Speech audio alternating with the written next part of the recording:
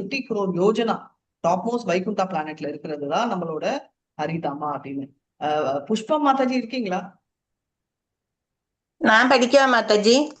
படிங்க மாதாஜி. இந்த ஹரே கிருஷ்ண மாதாஜி படிக்கவே இல்லைன்னு சொல்லுவாங்க. அது புஷ்பா மாதாஜி எனக்கு வரல Mataji. or Goloka Vrindavana, the spiritual world, the abode, Mataji. Sorry. Of the Supreme Personality of Godhead, Sri Krishna, Brahma Samhita 5.2.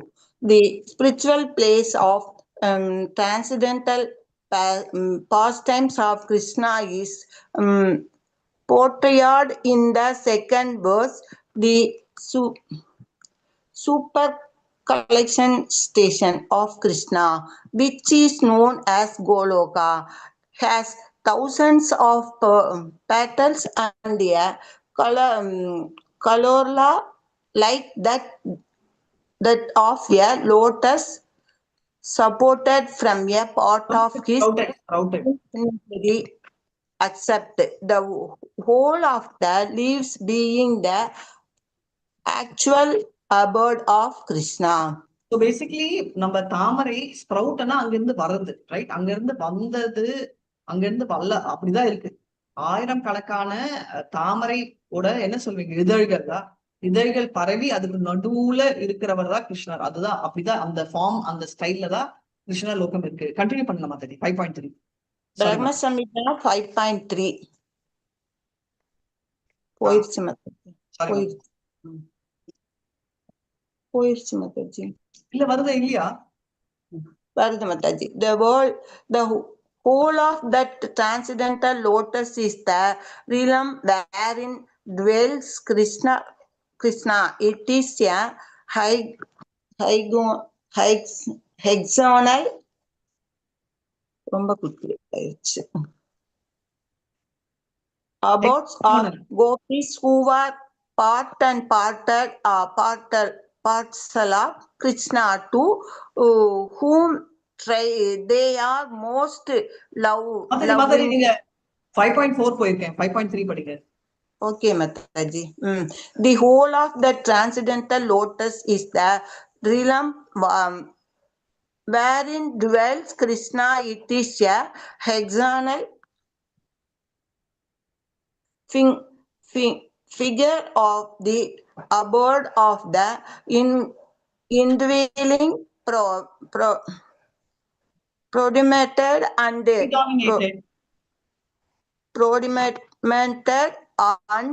predominating accept of the absolute. போயிருச்சு மாதாஜி. ஓகே, வேற யாராவது படிங்க. நான் இத படிக்கிறேன். நெக்ஸ்ட்ல இருந்து யாராவது படிங்க. நான் எதுவுமே மூவ் பண்ணல.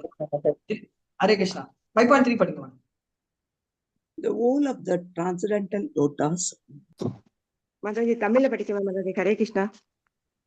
The world of transcendental lotus. The world of the transcendental lotus, the realm wherein dwells Krishna. It's a hexagonal figure, the depth of the indwelling, predominant and predominating aspect of the absolute.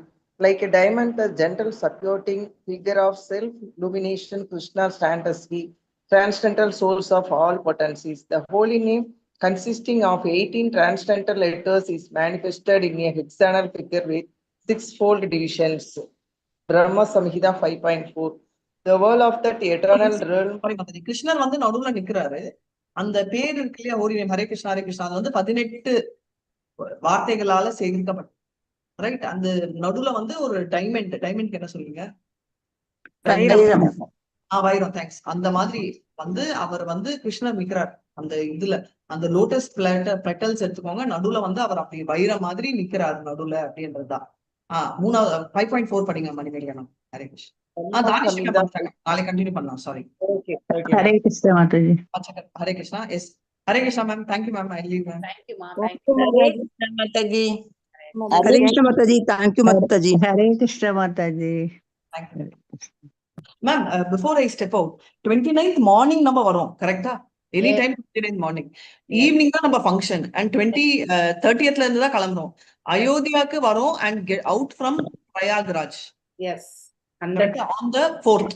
நிறைய பேர் register பண்ணிருக்காங்கம்மா அந்த குரூப்ல. நிஜமாவே அவங்க just like that join ஆயிட்டாங்களா இல்ல வந்து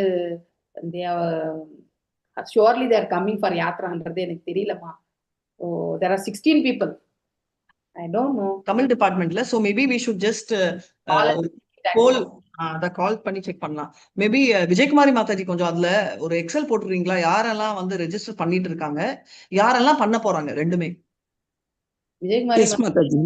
அவங்க And Now, ஆல்சோ யாரெல்லாம் பண்றாங்கன்னா, இப்போ ஃபார் எக்ஸாம்பிள் நான் பண்றேன்னா எனக்கு என்ன அம்மா வராங்கன்னா அதையும் ஆட் பண்ணுங்க.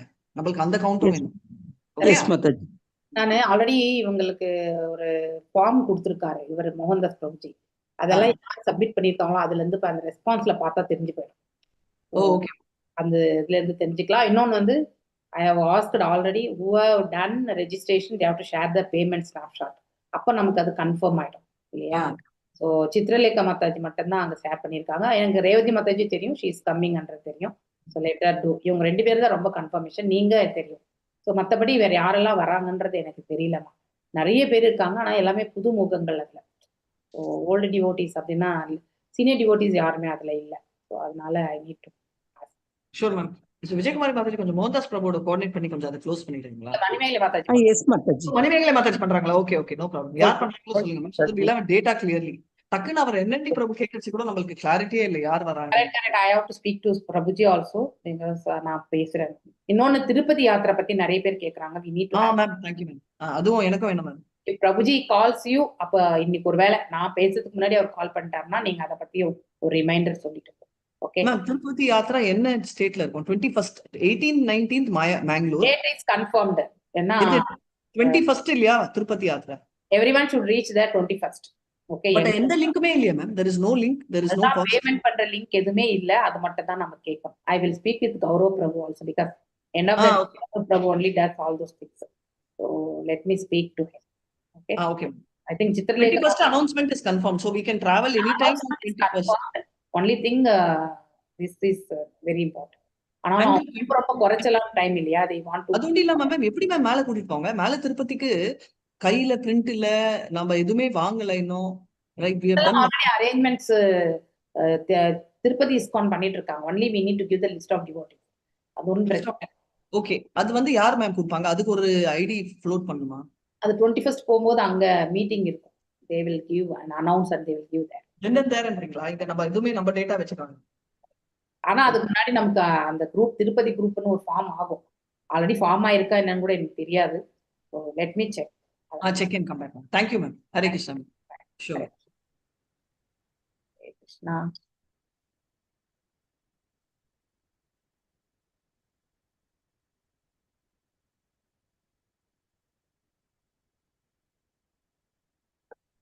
ஜெய Radha Madhava ஜவிஹாரி Jai Radha Madhava Kunja Bihari. ஜெய Radha Madhava குஞ்ச Vihari Jai Radha Madhava Kunja Bihari.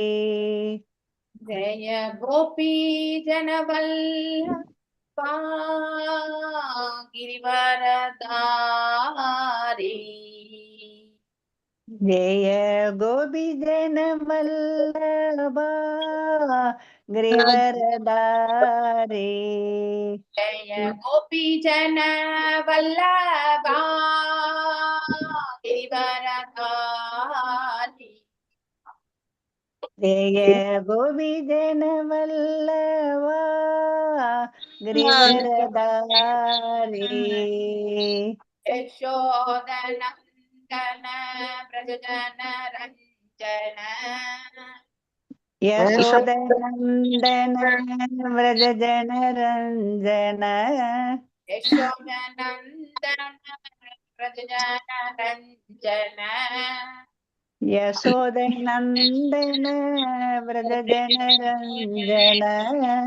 யமுனதீராவனச்சாரி यमुनाधीरा वनचारे नदीरा वनचारी यमुनाधीरा वनचारे जय माधव कुंज विहारी जय राधा माधव कुंज बिहारी जय राधा माधव कुंज विहारी जय राधा माधव कुंज बिहारी हरे कृष्णा कृष्ण कृष्ण हरे हरे हरे राम राम राम हरे हरे हरे कृष्ण कृष्ण कृष्ण हरे हरे हरे राम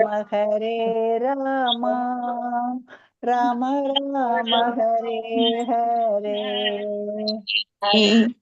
हरे कृष्णा कृष्ण कृष्ण हरे हरे हरे राम राम राम हरे हरे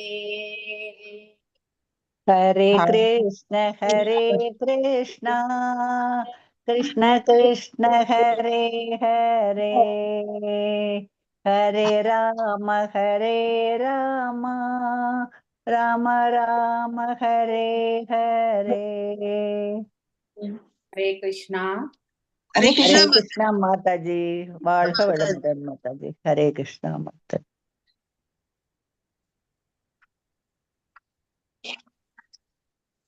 हरे हरे कृष्ण माताजी प्रणाम माताजी प्रणाम माताजी हरे कृष्णा எல்லாருக்கும் हरे कृष्णा माताजी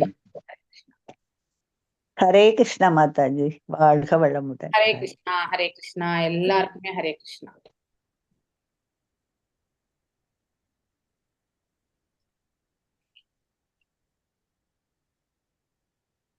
நான் இப்போ 3 ஸ்லோகங்கள் உங்களுக்கு விளக்கணும் அதுக்கப்புறம் தான் நம்ம படிக்கிறோம் ஓகே ஓம் நமோ பகவதே வாசுதேவாய नमो भगवते वासुदेवाय நமோ பகவதே வாசுதேவாய ओम नमो भगवते वासुदेवाय ஓம் நமோ பகவதே வாசுதேவாய ओम नमो भगवते वासुदेवाय நாராயணம் நமஸ்கிருத்யாம் नारायणं नमस्कृत्य நமகரம் செய்வ நரோத்தமம் नरं चैव नरोत्तमं தேவீம் சரஸ்வதிம் வியாசம் देवीं सरस्वतीं व्यासं ततो जयामुदीरयेत् ततो जयमुदीरयेत् अष्टप्रायेषु आभद्रेषु नष्टप्रायेषु अभद्रेषु नित्यं भागवत सेवया नित्यं भागवत सेवया भगवत्य उत्तम श्लोके भगवद्य उत्तम श्लोके भक्तिर्भवते नैस्तिके भक्तिर्भवति नैष्टिके நாம இப்போ 16வது பதத்தை நான் இதை இந்த 3 முடிச்சுட்டு அதுக்கப்புறம் வீழ்ந்து दुहितृ पुत्र पौत्रांस सजामि ज मातृपार्षदा सत्वत्वावशिष्टं य किञ्चित् गृहकोश परिच्छदम् மன்னர் புரஞ்சனர் என்ன பண்றார் அவருடைய தமது புதல்வர்களையும் பேர குழந்தைகளையும் இல்லையா மருமகன்களையும் வேலைக்காரர்களையுமே அப்படின்னா அனைத்துமே அவர் இழக்க வேண்டிய ஒரு கட்டாயத்திற்கு தள்ளப்பட்டு விடுகிறார் சோ அதெல்லாம் என்ன அவருடைய உடலுக்குள்ள இருக்கக்கூடிய அவயங்கள் இல்லையா வெளிப்புறத்திலுமே அவங்க எல்லாரும் இருக்காங்க, அதாவது பிசிக்கலியும் இருக்காங்க. ஆனா உள்ளுக்குள்ள நமக்கு அன்றாடம் நமக்கு வந்து ஒத்துழைக்கிறது யாரு? நம்ம உடல்ல இருக்கக்கூடிய இன்டர்னல் பார்ட்ஸ் தான் இல்லையா? சோ அந்த இன்டர்னல் ஆர்கன்ஸ் எல்லாமே நமக்கு கரெக்டா வேலை செய்யலைன்னா நாம வந்து எழுந்து நடமாடவே முடியாது.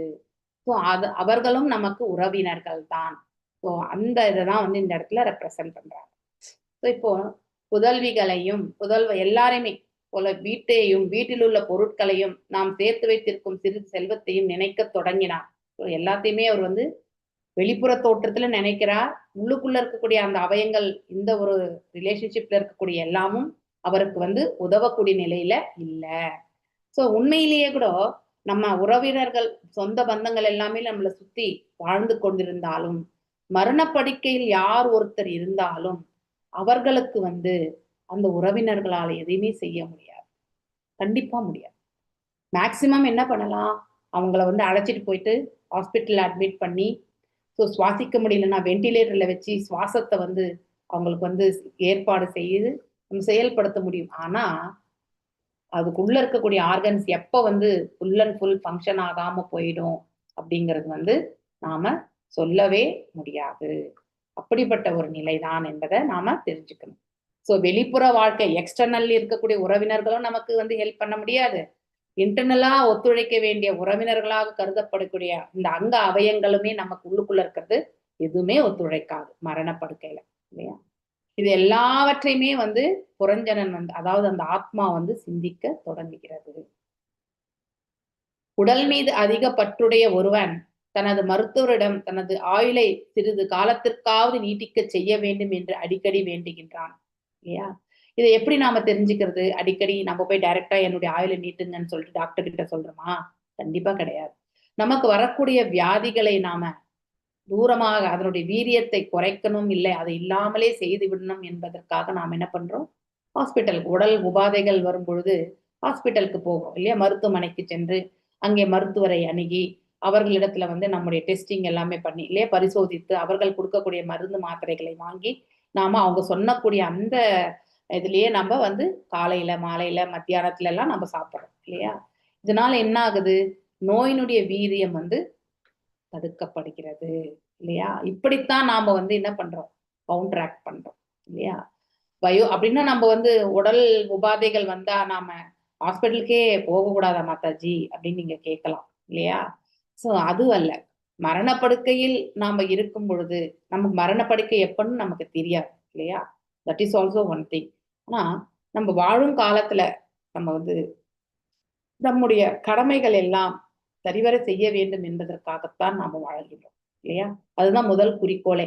நம்முடைய பிள்ளைகள் குடும்பத்தை வந்து நல்ல ஒரு நிலையில விட்டுட்டு தான் நாம போகணும்னு நினைப்போம். இதுதான் ஒவ்வொரு கிரகஸ்தனுடைய மனப்பான்மையுமே இருக்கும். பாதியில போகக்கூடியவங்களும் உண்டு இல்லையா? அப்படிப்பட்டவங்களுடைய மனைவி வந்து ரொம்ப கஷ்டப்படக்கூடிய தருணங்கள் எல்லாமே உண்டு. எழுத படிக்க தெரியாதவங்களா இருந்தா இன்னும் கடினமான சூழ்நிலை அவங்களுக்கு. படிச்சவங்களாவது ஏதோ ஒரு உத்தியோகத்துக்கு போய் தன்னுடைய பிள்ளைகளை வந்து நல்லபடியில எடுத்துட்டு வந்துருவாங்க. ஆனா படிக்க தெரியாதவங்க இளம் பிராயத்திலேயே வந்து விதவை ஆகிவிட்டால் அதாவது அந்த குடும்பத்தை ரட்சிக்கக்கூடிய கடமை அந்த பெண்ணுக்கு வரும்பொழுது அவள் மிகவும் கடினமான சூழ்நிலை அவள் எதிர்கொள்ள வேண்டியிருக்கும் இல்லையா? ஒரு புறம் சமுதாயம், ஒரு புறம் வந்து பிள்ளைகளுடைய வருங்காலம், இப்படி தன்னுடைய ஆரோக்கியம், இப்படி எல்லாவற்றிலுமே அந்த பெண் வந்து தன்னையே வந்து இழக்கக்கூடிய நிலைக்கு வந்து தள்ளப்படுகிறாள் இல்லையா? சோ அப்படிப்பட்ட சூழ்நிலைகள் எல்லாமே நாம பார்க்கின்றோம். அந்த காரணத்திற்காவது இந்த குழந்தைகளை கரை சேர்ற்றுவதற்காகவாவது நாம் வாழ வேண்டும் அப்படிங்கிற அந்த வைராகியம் அந்த பெண்ணுக்கு உண்டு இல்லையா? சோ அந்த மாதிரி காலகட்டங்கள்ல சில சமயங்கள்ல வந்து அந்த அந்த பெண்ணும் வந்து மரணிக்கக்கூடிய தருணங்கள் உண்டு இல்லையா? அப்ப குழந்தைகள் இருவருமே என்ன ஆகுறாங்க, ஒருத்தரோ ரெண்டு பேரும் யாரா இருந்தாலுமே அனாதைகளாக மாறி விடுகிறார்கள். எல்லா சூழ்நிலைகளுமே நாம இந்த உலகத்துல பார்த்துட்டு தான் இருக்கோம். தெர் இஸ் நோ கேரண்டி நம்ம வந்து இந்த இடத்துல வாழ்வோம் என்பதற்கு. அடுத்த க்ஷணம் நாம் இருக்கக்கூடிய கேரண்டியே வந்து இறைவனுடைய கருணையால தான். நமக்குன்னு விதிச்சு எப்ப இருக்கோ அப்ப நாம கண்டிப்பா we should be ready to leave this body இல்லையா? சோ அப்படிப்பட்ட ஒரு மனப்பான்மையை நாம கண்டிப்பா வளர்த்துக்கணும். இல்லைன்னா நம்ம இந்த உடலை விட்டு செல்வதற்கான மார்க்கத்தை வந்து நாம சுலபமா ஏற்படுத்திக்கவே முடியாது. அது ரொம்ப ரொம்ப கடினமா இருக்கும். இதை பிராக்டிக்கலா வந்து புரிஞ்சுண்டு அதை ஏற்றுக்கக்கூடிய மனப்பான்மையை நாம வளர்த்துக்கணும். ஸோ மருத்துவம், பிராணவாயு, மருந்துகளின் மூலம் சில மணித்துளிகள் தான் வெண்டிலேட்டர்ல வச்சிருக்காங்கப்பா அப்படின்னு சொன்னாலே நம்ம புரிஞ்சுக்கலாம்.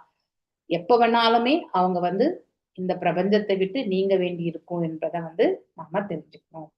தனது முயற்சியில் தான் வெற்றி அடைந்து விட்டதாக பெருமை கொள்கிறான் இல்லையா? கொஞ்ச காலம் சில பேர் வந்து ஒரு வாரம் இருப்பாங்க, சில பேர் 3 நாள் இருப்பாங்க வெண்டிலேட்டர்ல, அதுக்கப்புறம் அவங்க போயிடுவாங்க. ஸோ அதையே நம்ம பெரிய சாதனையா நம்ம நினைக்கலாம். ஆனா உண்மையிலே அது சாதனையே கிடையாது. சில மணித்துளிகள் தான் நாம வந்து ஆயுட்காலத்தை வந்து நாம நீட்டிக்கிறோம். ஆனா எப்ப போகணும்ன்ற விதி இருக்கோ அப்ப கண்டிப்பாக நிகழக்கூடிய ஒன்றுதான். அதை யாராலுமே தடுத்து நிறுத்த முடியாது. அதுதான் இந்த ஸ்லோகத்துல இருந்து நாம தெரிஞ்சுக்க வேண்டிய கருத்து. சோ இதனை உயிர் வாழ்வதற்கான போராட்டம் எனலாம். ஸோ வெண்டிலேட்டர்ல அதுவும் 2 விதமான வெண்டிலேஷன் உண்டு. ஒண்ணு வந்து எக்ஸ்டர்னலாவே நான் இன்வேசிவ்னு சொல்லுவாங்க. ஓகே, ஸோ நான் இன்வேசிவ்னாலே உள்ளுக்குள்ள போடுறது. ஓகே, முன்னாடி எல்லாமே வந்து இன்வேசிவா தான் இருந்துச்சு. ஆனா இப்போ வந்து வெளியிலேயே வந்து ஆக்சிஜன் வச்சு இது பண்ணக்கூடிய நிலையில வைக்கிறாங்க. அந்த உள்ளுக்குள்ளே போகிறது இந்த இந்த இடத்துல வந்து பைப்பை விட்டு, ஏன்னா இங்க அடைச்சிக்கும் அவங்களுக்கு. இங்க அடைச்சிடுச்சுன்னா உள்ள, அதாவது நம்ம சுவாசமே எப்படி பண்றோம், பிராணம் எப்படி போகுது, அதாவது உள்ளுக்குள்ள போகும்பொழுது அதாவது லங்ஸ்குள்ள போறது, அடுத்து வந்து இந்த இந்த பை இருக்கு இல்லையா, இந்த டியூப், அது வழியா கூட வந்து உள்ள போய் வெளியில வரணும் வந்து காத்து இல்லையா. ஸோ அப்பதான் நமக்கு ஜீரண சக்தி எல்லாம் கூட வந்து நிகழக்கூடியது. ஸோ இதுவுமே வந்து முக்கியமானதுதான். அந்த வாய் வழியா நம்மள வந்து சுவாசிக்க வைக்கிறதுக்காக அந்த பயிற்சி, it will be painful for அந்த நோயாளிக்குமே அது ரொம்ப கடினமான சூழ்நிலை தான். அது வந்து அக்செப்ட் பண்ணிக்கவே முடியாது. நோயாளியும் மருத்துவரும் ஆயுளை நீடித்து விடலாம் என்று கருதுகிறார்கள். ஆனால் உடலிலிருந்து இருந்தும் உடலில் உள்ள அனைத்து உறுப்புகளும் மரித்து தம் முடிவை எட்டி இருக்கும். இதெல்லாம் நம்ம பயிற்சி செய்யறதுக்குள்ள எந்தெந்த ஆர்கன்ஸ் வந்து ஃபெயிலியர் ஆயிருக்குமோன்னு நம்மளால சொல்ல முடியாது. கிட்னி இல்லையா, ஹார்ட், இதெல்லாம் வந்து லங்ஸ், இதெல்லாம் எப்போ வந்து ஃபெயிலியர் ஆகும், எப்போ வந்து சுவாசம் நிற்கும்னு நம்ம ப்ரெடிக்ட் பண்ணவே முடியாது. நம்ம கண்ணு முன்னாடி இருக்கக்கூடிய ஒரு நபருடைய செயலையே நம்மளால ப்ரெடிக்ட் பண்ண முடியல இல்லையா. அது போல கண்ணுக்கே தெரியாத இருக்கக்கூடிய உள்ள இருக்கக்கூடிய உறுப்புகள் இப்படிதான் செயல்படும், இது பர்ஃபெக்டா இருக்கும்னு நம்மளால ப்ரெடிக்ட் பண்ண முடியுமா? எந்த டாக்டராலையும் கூட ப்ரெடிக்ட் பண்ண முடியாது கண்டிப்பா இல்லையா. எனி டைம் இன்ஃபெக்ஷன் லெவல் பாத்தீங்கன்னாக்கா ஏன்னா இட் வில் டேக் டைம். ஒரு செயலினுடைய அவுட்கம் வந்து அது சில காலம் எடுத்துக்கும் இல்லையா, சில மணித்துளிகள் எடுத்துக்கும். அந்த சமயத்துல நமக்கு ஒரு ரிலீஃப் கொடுத்துருக்கலாம். ஆனா அதுதான் பர்மனண்டா வந்து ரிலீஃப் கொடுக்கும்ன்றது வந்து சொல்ல மாட்டாங்க. டாக்டர் கூட சொல்லுவார் இல்லையா, இந்த 48 மணி நேரம் போனா அதுக்கப்புறம் தான் அவங்க பிழைப்பாங்களா இல்லையான்றத நம்மளால சொல்ல முடியும். திஸ் இஸ் த வேர்டிக் இல்லையா, யாராலுமே வந்து ப்ரெடிக்ட் பண்ண முடியாது. ஸோ அகம் மமேதி ஸ்வீகிருத்ய கிரகேஷு குமதிர்கிருஹி தத்யௌ பிரமத்தயா தீனோ விப்ரயோகே உபஸ்திதே. மன்னர் புரஞ்சனன் தனது குடும்பத்தின் மீது நான் எனது, இதுதான் ஃபால்ஸ் ஈகோ, அகங்காரம் என்பது இல்லையா. ஸோ இந்த மமதை தான் நம்மள வந்து இந்த இடத்துல நம்மள கட்டுண்ட நிலையில வந்து ஏற்படுத்துறது இல்லையா. என்றும் கருத்தின் மீது ஆழமான பற்றுடையவராக, இதுதான் பௌதீக பற்று என்பது. அவர் தன்னை இறைவனிடத்துல இருக்கக்கூடிய ஒரு ஒரு சிறு துளி, அதாவது ஒரு பின்ன பகுதின்னு அவர் நினைச்சிருந்தா இத்தனை பாதிப்புகள் அவர்களை வந்து பெரிய பாதிப்பாக அவருக்கு இருந்திருக்காது. எண்ண ஓட்டங்கள் வந்து ரொம்ப முக்கியமானது. நம்முடைய எண்ண ஓட்டங்களை நம்ம எப்படி எடுத்துட்டு போறோமோ அதனுடைய பிரதிபலிப்பு தான் நம்ம அனுபவிக்க கூறதும். ஸோ நாம நினைக்கக்கூடியது எல்லாமே வந்து it will come in to true. அது எப்படின்னா அதை நம்ம எவ்வளவு ஸ்ட்ராங்கா எடுத்துட்டு போறோமோ அந்த மாதிரி அதற்கான முயற்சியும் செய்யணும். எண்ண ஓட்டமும் வந்து தூய்மையாக இருக்கணும். இந்த ரெண்டுமே கலந்தால் ஆட்டோமேட்டிக்கலி நம்முடைய பாடியும் அதுக்கு ஏற்ற மாதிரி அட்ஜஸ்ட் ஆகும். அதனால நம்ம confidence of a patient is very இம்பார்ட்டன்ட்னு சொல்லிட்டு டாக்டர் கூட சொல்லுவாங்க. ஒரு ஆப்ரேஷன் சக்சஸ்ஃபுல் ஆகணும்னா அந்த பேஷண்ட் வந்து சைக்கலாஜிக்கலி மென்டலி ப்ரிப்பேர் ஆயிருக்கும் அதை ஏத்துக்கிறதுக்கு. ஒருவேளை அந்த பேஷண்ட்டுக்கு வந்து கான்ஃபிடென்ட் இல்லைன்னா என்னதான் டாக்டர் வந்து சக்சஸ்ஃபுல்லா ஆப்ரேஷன் பண்ணாலும் உள்ள இருக்கக்கூடிய இந்த ஆப்ரேஷன் ஆன உடனே பாடி வில் பிகம் வீக். ஓகே, அதனால அந்த வீக்கான சூழ்நிலையில வந்து அந்த உயிர் வழி வந்து ஸ்ட்ராங் மைண்ட் இருந்தா மட்டும்தான், வில் பவர் இருந்தாதான் அதுல இருந்து வெளியில வர முடியும். ஒருவேளை அவரும் மென்டலி ஆல்சோ வீக்கானா எந்த இடத்துல என்ன இன்ஃபெக்ஷன் ஆகும், எந்த இடத்துல எந்த உறுப்பு வேலை செய்யாம போகும் அப்படின்லாம் நம்மளால ப்ரெடிக்ட் பண்ண முடியாது. ஸோ அந்த மன மன மன உறுதி தான் ரொம்ப ரொம்ப முக்கியம்.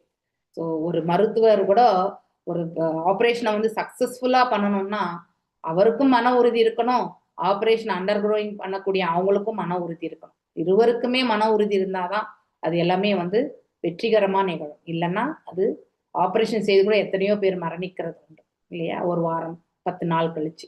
This and all because of why, அவங்களுக்கே அவங்க மீது நம்பிக்கையற்ற நிலை போகும்போது. ஆனா அதை அனைத்திற்கும் மூல காரணமும் வேற உண்டு இல்லையா.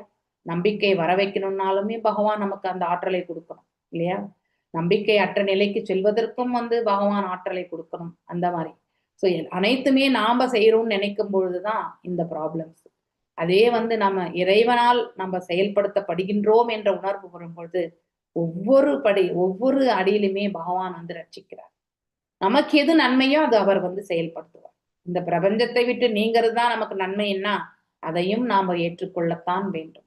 இங்க இருந்து நாம உழண்டு கொண்டிருக்கிறத விட இல்லையா, செல்வது சால சிறந்தது என்ற சூழ்நிலை இருந்தால் தட் இஸ் த பெஸ்ட். அதாவது பாத்தீங்கன்னாக்கா அனுகிரகமே பகவான் நமக்கு கொடுக்கிறது. ஸோ எல்லாவற்றிலுமே நமக்கு எது நன்மை என்று வழங்குபவர் தான் இறைவன். அவருக்கு நன்மை எதுவுமே கிடையாது. அவருக்கு இந்த இடத்துல நன்மையோ நன்மையை பற்றியோ ஆலோசிக்கக்கூடிய நிலையோ அவருக்கு கிடையாது இல்லையா. அவருக்கு தேவையே இல்லை இந்த இடத்துல எதுவுமே, யாரிடத்துலயுமே எதுவுமே அவருக்கு தேவையே கிடையாது. அனைத்துமே கொண்டவர் அவர். அவரிடத்துல இருந்து நமக்கு எல்லாமே கொடுத்திருக்கார். அப்படிப்பட்டவர் நம்ம கிட்ட எதையும் அவர் எதிர்பார்க்க போகிறார், வெறும் அன்பை மட்டும்தான். அதையும் நம்மளால கொடுக்க முடியாது இல்லையா. ஸோ இப்படி அவர் தமது மனைவியின் மீது அதிக பற்று வைத்திருந்ததனால் முன்னமே அவர் ஏழையாகி இருந்தார் அப்படின்னா எல்லாவற்றையுமே இழந்தால் நாம் ஏழை இல்லையா. ஸோ அது போல அனைத்தையுமே இழக்கக்கூடிய சூழ்நிலை நம்ம கிட்ட பொன் பொருள் இல்லையா, உறவினர்கள், பிள்ளைகள், இவங்க யாருமே நம்மளை ரட்சிக்க முடியாத சூழ்நிலையில் இருக்கும் பொழுது ஆட்டோமேட்டிக்கலி நாம் என்ன ஆகிறோம், அதாவது ஏழை என்ற நிலைக்கு தள்ளப்படுகிறோம். இது வந்து நம்ம mentally also will become poor, அந்த ஒரு சூழ்நிலைக்கு நாம தள்ளப்படுகிறோம் இல்லையா. மென்டலி புவர் ஆயிட்டா நம்ம இந்த இடத்துல நம்ம உண்மையிலே நிறைய ஆஸ்திகள் வச்சிருந்தாலுமே எந்த பிரயோஜனமே கிடையாது. அவர் விட்டு பிரியும் போது அவர் மிகவும் அவளை விட்டு பிரியும் போது அவர் மிகவும் அது ஓகே, விட்டு பிரியும் போது மிகவும் மனம் வருந்தினார். ஸோ அப்போ அவர் பிரியக்கூடிய ஸ்டேஜ் வந்தாச்சு இல்லையா. ஸோ ஏழை என்பது என்ன, ஏதுமற்ற நிலையில இருக்கிறது தான் ஏழை இல்லையா. ஸோ தனக்கு இருக்கக்கூடிய ஆஸ்திகளோடு அவர் எதையுமே எடுத்துட்டு போக முடியாது, தனக்கு இருக்கக்கூடிய சொந்த பந்தங்களை வந்து அவரால் ரட்சிக்க முடியாது என்று தெரியும். உள்ளுக்குள்ள இருக்கக்கூடிய சொந்த பந்தங்களும் அவங்களும் வந்து அவரை காப்பாற்ற முடியாது என்று தெரியும். அப்போ இறுதியா அவர் நினைக்கிறது யார், தான் யார் மீது அதிகமாக பிரேமையை இல்லையா அட்டாச்மெண்ட் வச்சிருந்தாரோ அவரை தான் அவர் வந்து நினைக்கிறார். அவளையுமே அவர் பிரிவதை கண்டு அவர் வந்து மனம் வருந்துகிறார் இல்லையா.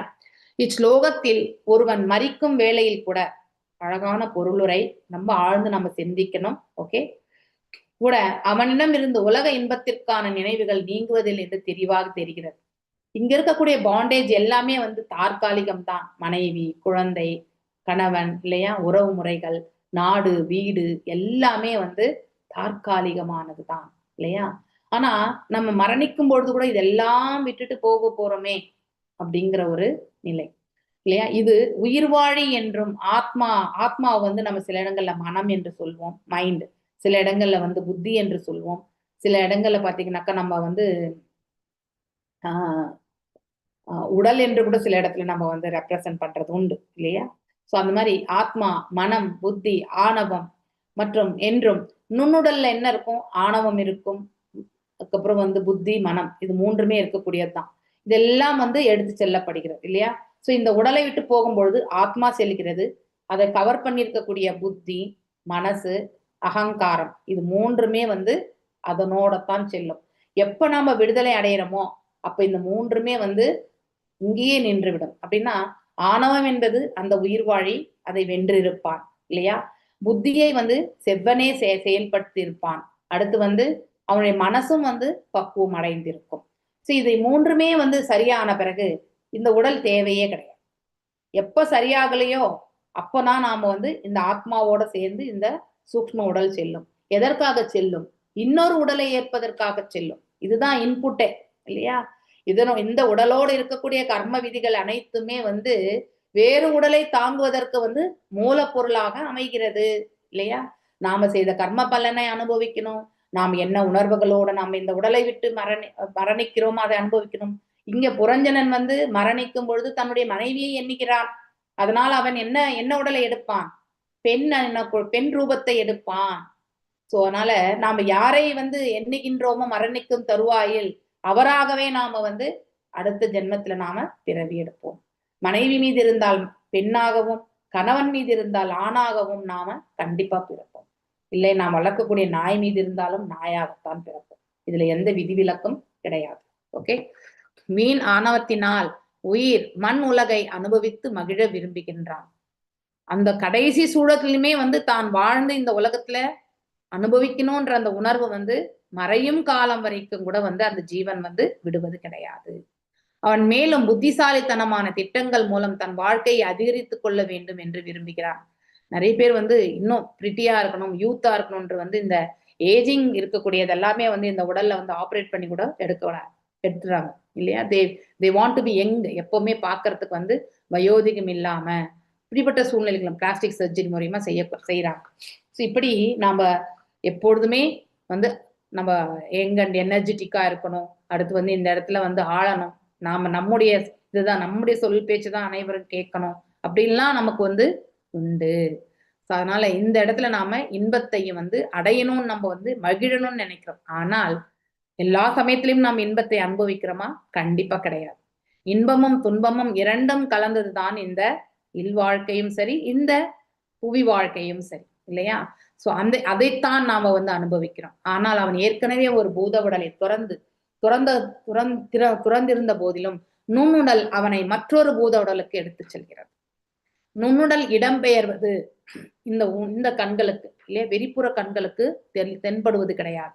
எனவே பூத உடல் மரிக்கும் பொழுது அவன் கடை முடிந்து விட்டது. இனிமே அதாவது இந்த உடல் இந்த உயிர் போயிடுச்சுன்னா அதுக்கு மேல வந்து நான் அந்த ஜீவனுக்கு எந்த வேலையுமே இங்க கிடையாதுன்னு நினைச்சிடறோம். உண்மையிலேயே மீண்டும் ஒரு பிறவி எடுக்கிறதுக்கு வந்து அந்த ஜீவன் வந்து தன்னையே வந்து தயார்படுத்தி கொள்கிறது இல்லையா? நுண்ணுடல் இடம் பெயர்வது கண்களுக்கு தெரியறது கிடையாது. அவன் கதை முடிந்து விட்டது என்று நாம் கருதுகிறோம்.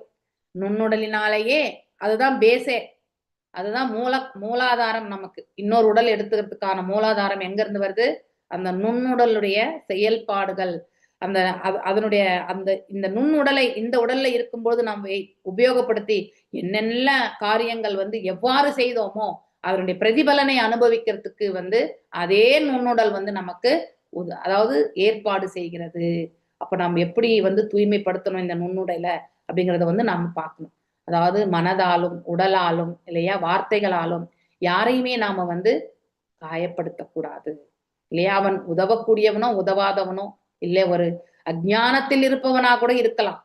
அவனுக்கும் நாம மரியாதை என்பக்கூடிய அந்த இதை வந்து கண்டிப்பா ஒரு ஜீவன் என்ற தளத்திலிருந்து நாம நோக்கும் பொழுது we should respect as a living entity இல்லையா?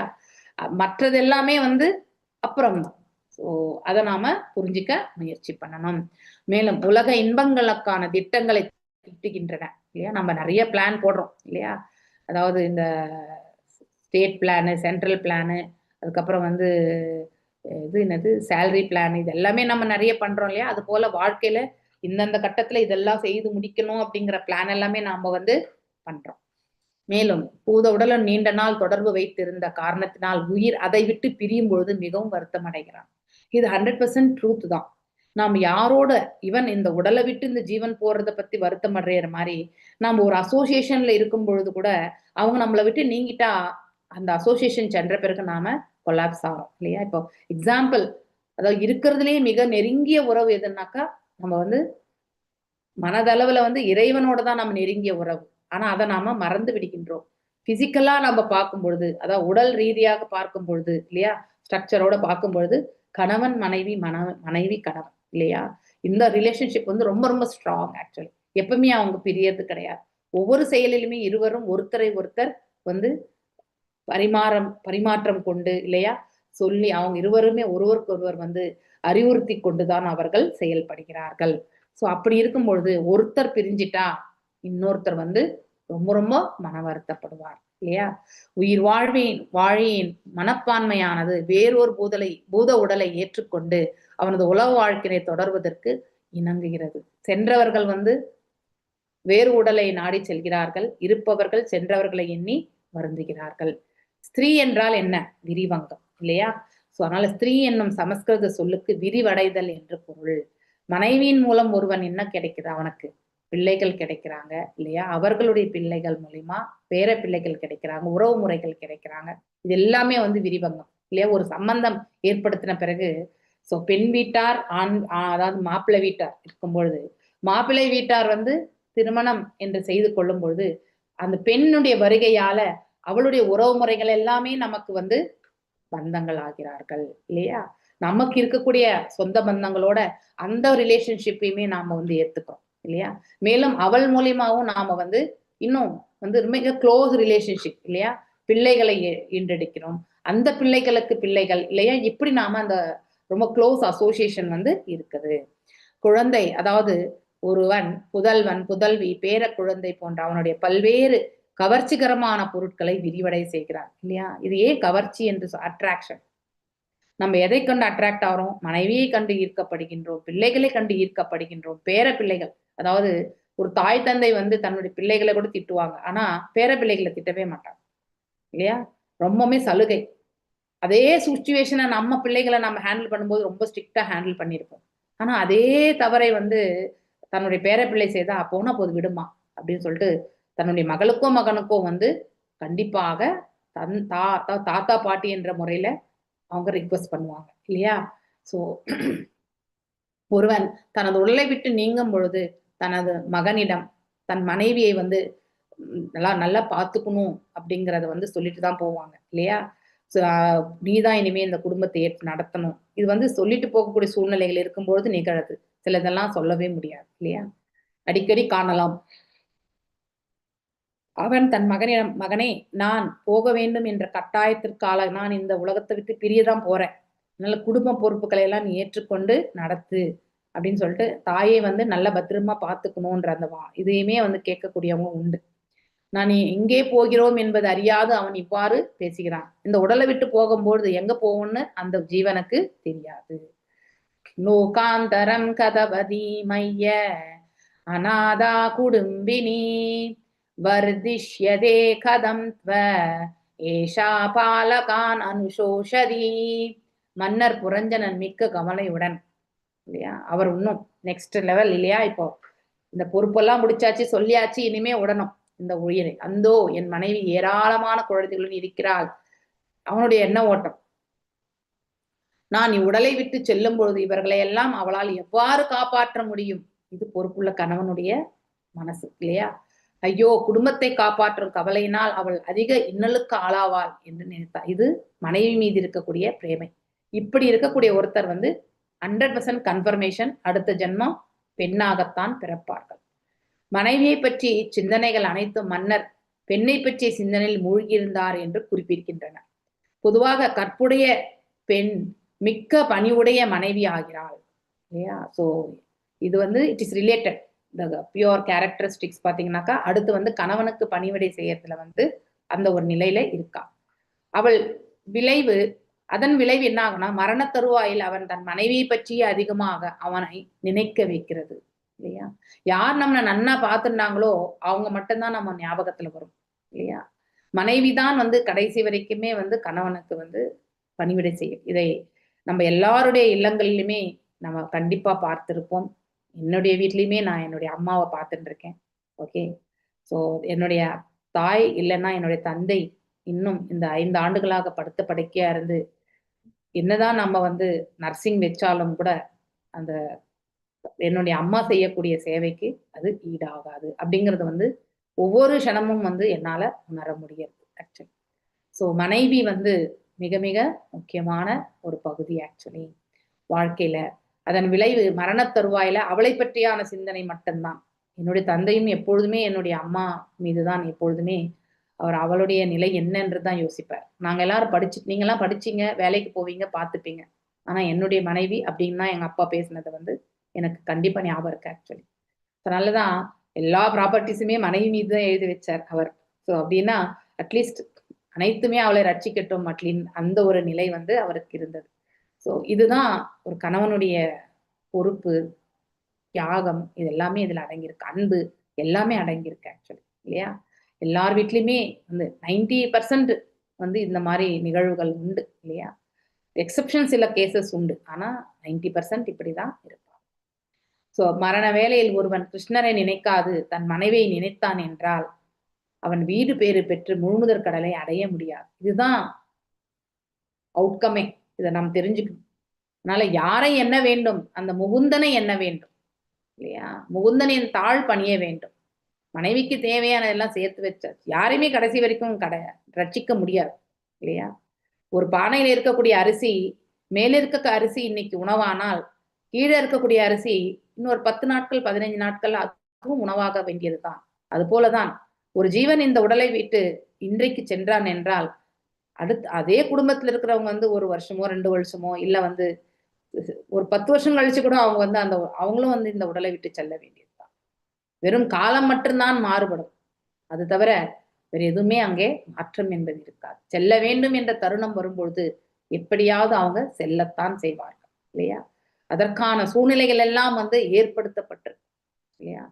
அதற்கு பதிலாக அவன் பலவந்தமாக ஒரு பெண்ணுடல் பெற்று தனது உலக வாழ்வின் அடுத்த அத்தியாயத்தினை ஆரம்பிப்பதற்கு சம்மதிக்க வைக்கப்படுகிறான்.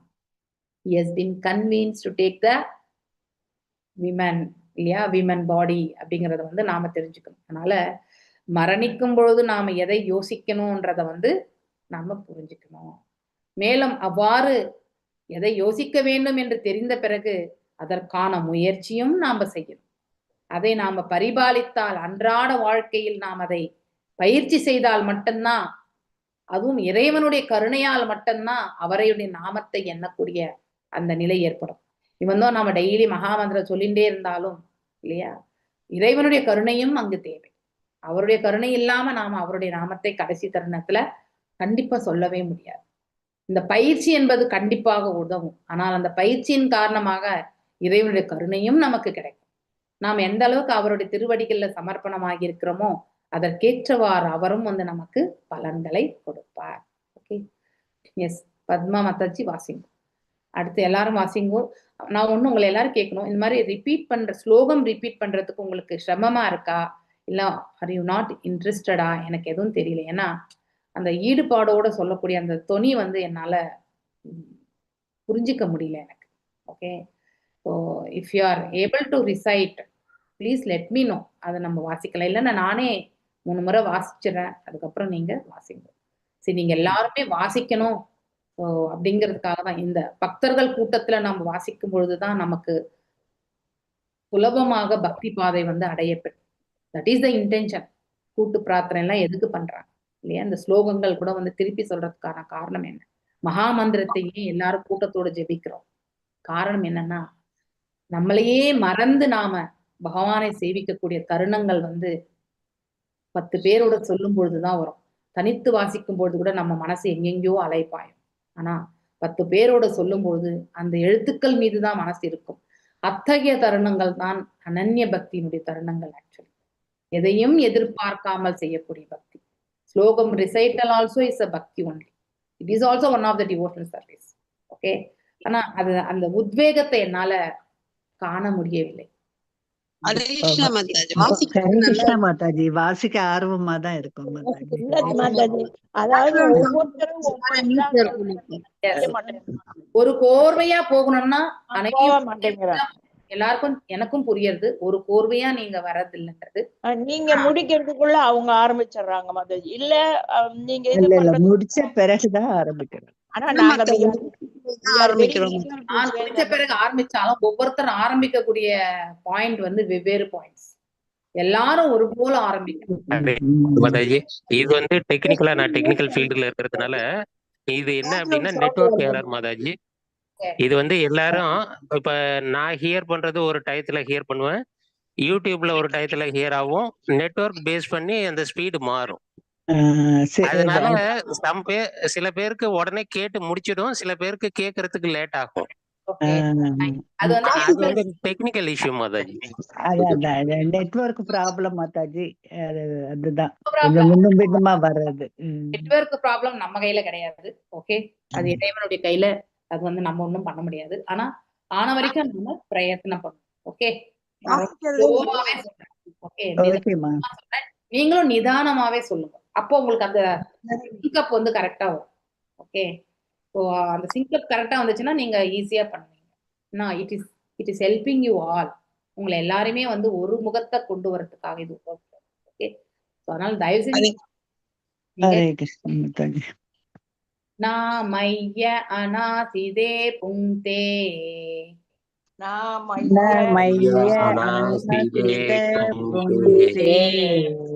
நாஸ்நாதே ஸ்நாதி மத்பரா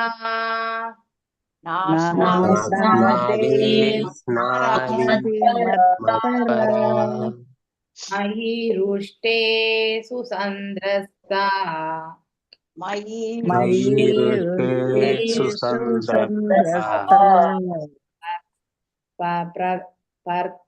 பர்த்திதே யத வாக்பயாத்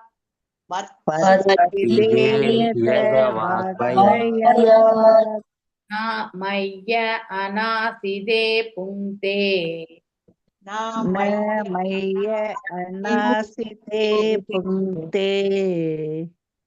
ஸ்நாதே ஸ்நாதி மத்பரா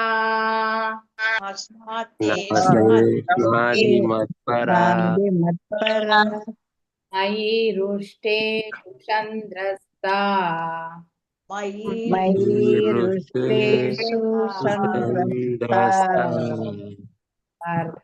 பர்த்திதே யத வாக்பயாத்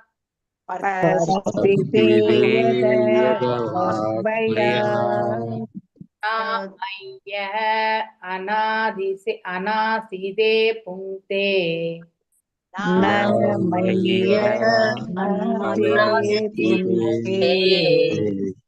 ஸ்நாதே ஸ்நாதி மத்பரா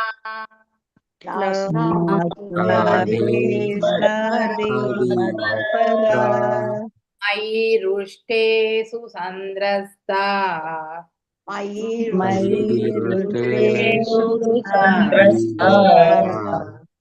பர்த்திதே யத வாக்பயாத்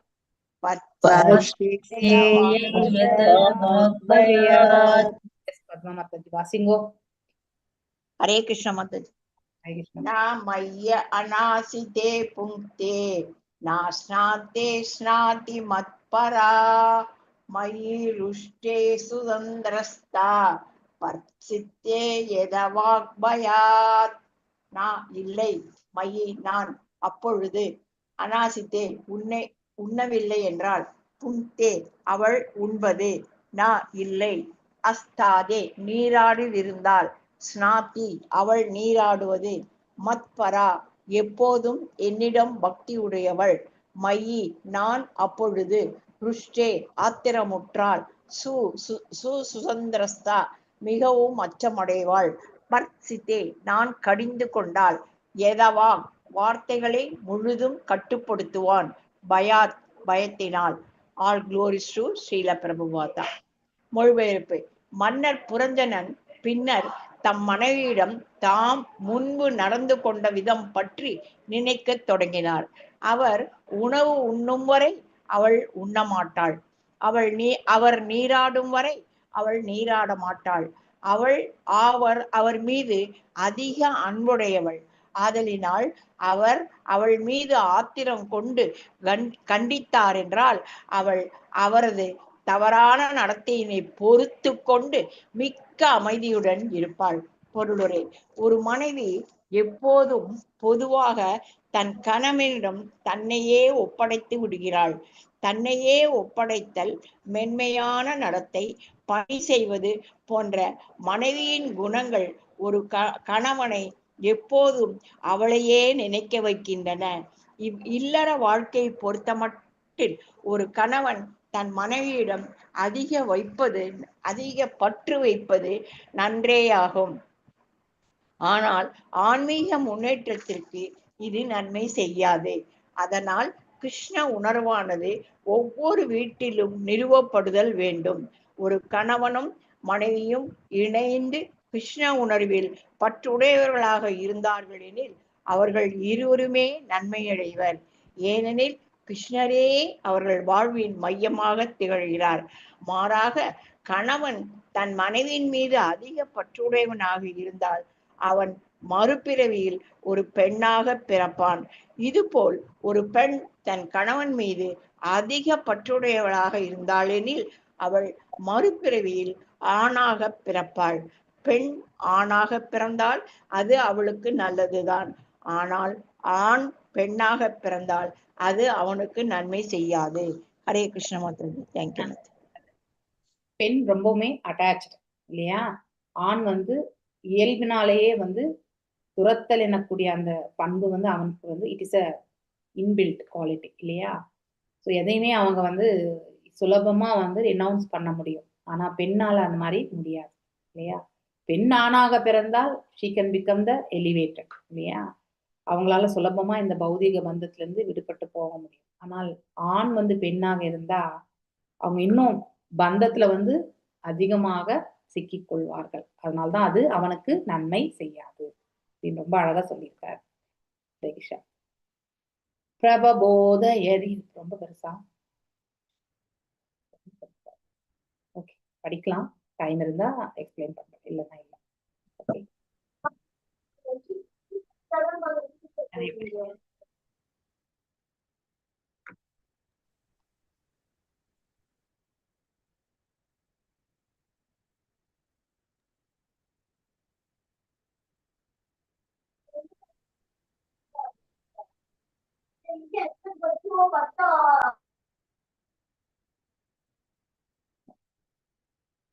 பேக்ரவுண்ட் நாய்ஸ் கொஞ்சம் பார்த்துக்கோங்க. ஹரே கிருஷ்ணா. ஓகே,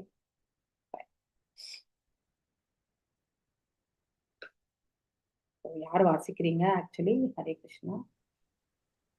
ஹரே கிருஷ்ணா மாதாஜி. நீங்க வாசிக்கிறீங்களா? ஓகே, கலாவதி மாதாஜி கொஞ்சம் நீங்க மியூட் ஆயிடுங்க. ஹரே கிருஷ்ணா. பிரபோதயதி மகாவிஜ்ஞம்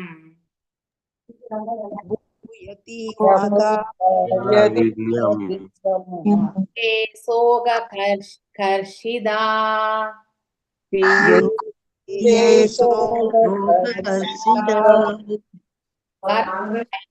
கிரஹமேதீயம்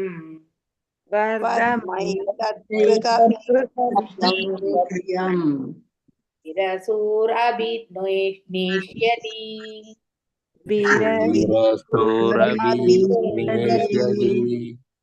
பிரபோதயதி மா விஜ்ஞம்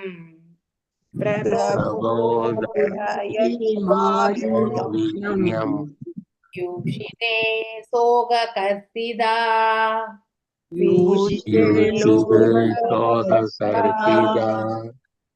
வர்த்மைதத் கிருஹ மேதீயம்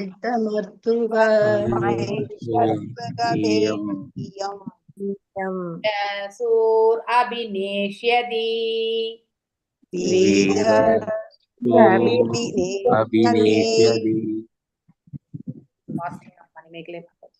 ஹரே கிருஷ்ண மாதாஜி.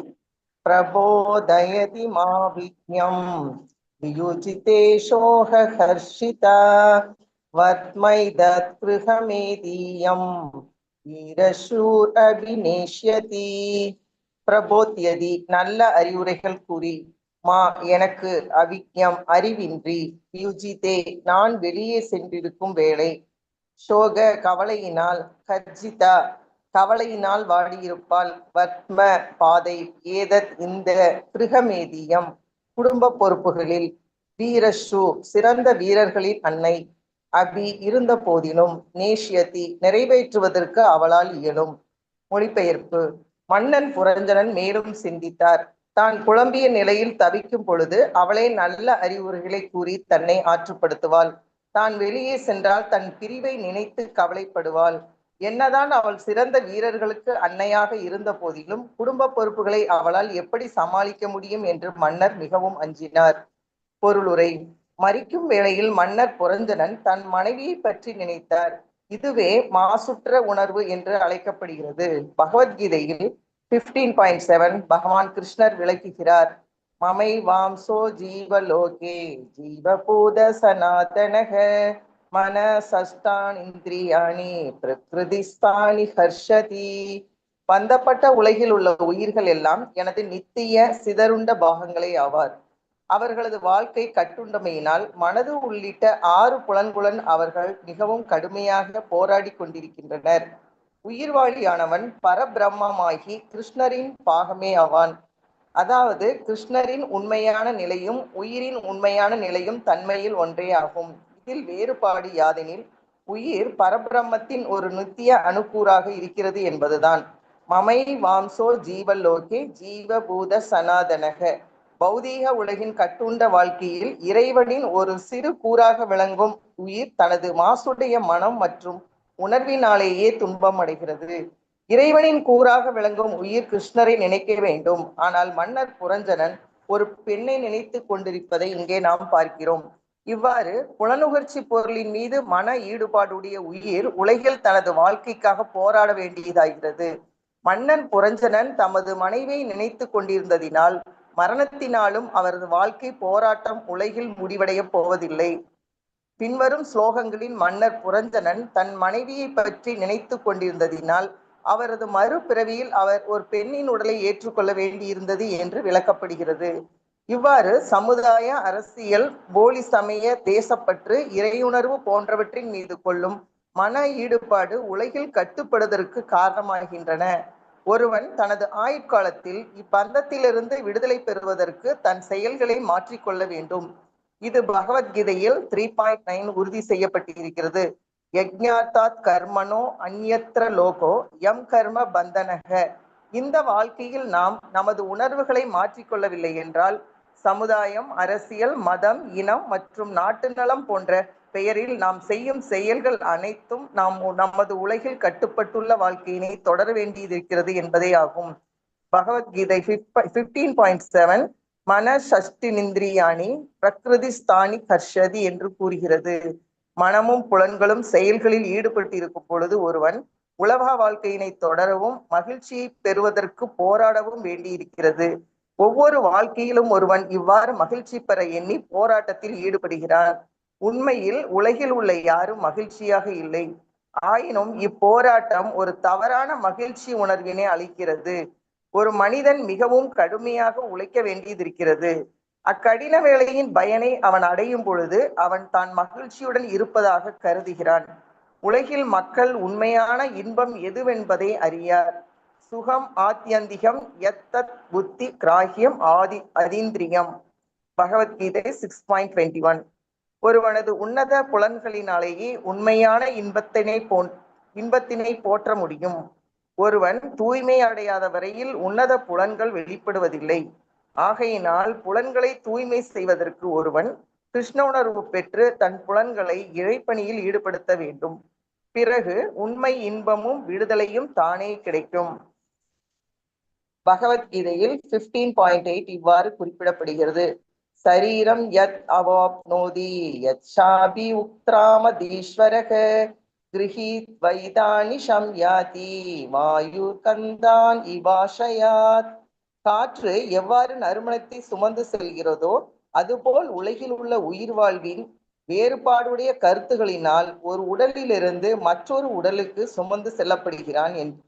காற்று ரோஜா தோட்டத்தில் புகுந்து செல்லும் போது ரோஜா மலரின் நறுமணத்தையும் சுமந்து செல்லும். சாக்கடையினை கடந்து செல்லும் போது அதன் துர்நாற்றத்தையும் சுமந்து செல்லும். அதுபோல மன்னர் புரஞ்சனன் என்னும் உயிர் தனது உயிர் காற்றை அவர் மனைவி என்னும் பெண்ணை கடந்து செல்கிறது. எனவே அவர் தனது அடுத்த பிறவியில் ஒரு பெண்ணின் உடலை ஏற்றுக்கொள்ள வேண்டி இருக்கிறது. ஹரே கிருஷ்ணா மாதாஜி. அழகான ஸ்லோகங்கள். வாழ்க்கையில இது ஒரு கதாபாத்திரமாக நாரத மகரிஷி சிருஷ்டிச்சிருந்தாலும் ஆனா உண்மையிலே எல்லா தாத்பரியங்களுமே அனைத்து ஜீவன்களுக்குமே இது பாத்தீங்கன்னாக்கா பொருத்தமான ஒன்று. ஆணாக இருந்தாலும் சரி, பெண்ணாக இருந்தாலும் அவரவர்களுடைய நிலையில இந்த செயல்பாடுகள் உறுதிதான் அப்படிங்கறத நாம தெரிஞ்சுக்கணும். நாமைய அநாசிதே புங்தே नास्नादे स्नादि मत्परा मयि रुष्टेषु चन्द्रस्ता प्रदस्सिदे यदवाक्भयात्. மன்னர் புரஞ்சனர் ஏன்னா அவர் மனைவியை எண்ணிக்கொண்டிருக்கிறார் இல்லையா, அதனே வந்து கண்டினியூவேஷன். தம் மனைவியிடம் தான் முன்பு நடந்து கொண்ட விதம் பற்றி நினைக்க தொடங்கினார். ஸோ எல்லாமே வாழ்க்கையில அசை போடுவோம் இல்லையா. சில தருணங்கள் நம்ம நல்லா இருக்கும் பொழுது கூட வந்து நம்ம கடந்து வந்த வாழ்க்கையை நாம நினைச்சு பார்ப்போம். ஃபார் எக்ஸாம்பிள், வாழ்க்கையில ரொம்ப கடுமையான சூழ்நிலையில இருந்துட்டு அடுத்து ஒரு நல்ல ஒரு சூழ்நிலைக்கு மாற்றம் அடையும் பொழுது நாம கடந்து வந்த பாதையை நாம கண்டிப்பா பின்னோக்கி பார்க்கிறோம் இல்லையா. அது போலதான் இந்த புரஞ்சனனும் வந்து தன்னுடைய கடைசி காலகட்டத்துல தன் மனைவியோடு தான் வாழ்ந்த வாழ்க்கையை வந்து எண்ணி பார்க்கிறார். அவளுடைய தியாகங்கள், அவளுடைய உபதேசங்கள் இல்லையா, இதெல்லாம் புத்திசாலித்தனத்தை உபயோகப்படுத்தி தனக்கு எத்தனை நன்மைகள் செய்திருக்கிறாள் அப்படி எல்லாமே அவன் வந்து யோசிக்க ஆரம்பிக்கிறான். அவர் உணவு உண்ணும் வரை அவள் உண்ண மாட்டாள், அவர் நீராடும் வரை அவள் நீராட மாட்டாள், அவர் மீது அதிக அன்பு உடையவள் ஆதலினால் அவள் மீது ஆத்திரம் கொண்டு கண்டித்தார் என்றால் அவள் அதை அவரது தவறான நடத்தினை பொறுத்து கொண்டு அமைதியும் இருப்பாள். இந்த லாஸ்ட் சென்டென்ஸ் நிறைய வீட்டுல நிகழக்கூடிய ஒன்றுதான் இல்லையா. ஏன் ஃபர்ஸ்ட் 2 கூட வந்து வீட்டுல எல்லாரும் இருக்கும்போது எல்லாருக்கும் பரிமாறிட்டு தான் தாய் அல்லது மனைவி என்பவள் எடுத்துக்கிறா உணவு இல்லையா. ஸோ இப்படி நம்ம பார்த்து பார்த்து தான் குடும்பத்திற்காக பெண்கள் வந்து செய்கிறார்கள். ஸோ ஏன்னா கணவன் பொறுப்புள்ள ஒரு பதவியை எடுத்துக்கொண்டு எல்லோரையுமே ரட்சித்து கொண்டிருக்கிறார் என்பதை உணர்ந்த அந்த மனைவி அவருக்கு வந்து கண்டிப்பாக ஒரு சப்போர்ட்டா இருக்க வேண்டிய ஒரு பாத்திரத்திற்கு அவள் மாறுகிறாள் இல்லையா. ஸோ அதை தான் இப்பொழுது இந்த புரஞ்சனன் வந்து எண்ணி பார்க்கிறான் தன்னுடைய வாழ்க்கையில. ஒரு மனைவி எப்போதும் பொதுவாக தன் கணவனிடத்தின் தன்னையே ஒப்படைத்து விடுகிறாள், இதுதான் நிஜம் இல்லையா.